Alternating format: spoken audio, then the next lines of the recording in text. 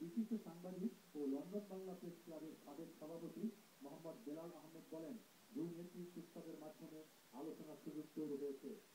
যদি দুইজন তাদের সমালোচনা থেকে সরে আসতে পারেন তাইলে একটা একটা ভালো পথ খুঁজে পাবেন কিভাবে আগামী নির্বাচন হবে বা ওই সরকারের ভিতরে থাকতে হবে। আমার মনে হয় একটা ভালো দিকেই যাচ্ছে সরকারের বিরোধী দলের যে বর্তমান অবস্থা পরিস্থিতি। এছাড়া লন্ডনে বসবাসরত সাধারণ জনগণের মধ্যে দুই নেত্রীর প্রস্তাব নিয়ে আলোচনার ঝড় হয়েছে। আমরা চাই না নির্বাচিত কোনো লোক স্বতন্ত্র সরকারের নামে এসে আমাদের বসে পড়ুক।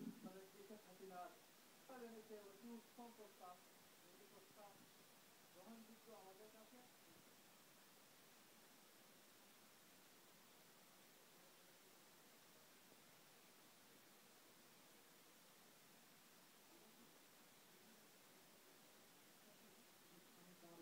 হবে এমন ভাবতে শুরু করলেও সোমবার বিরোধী দলীয় নেতার বক্তব্যের পর সে আশা অনেকটাই ছুটে গেছে।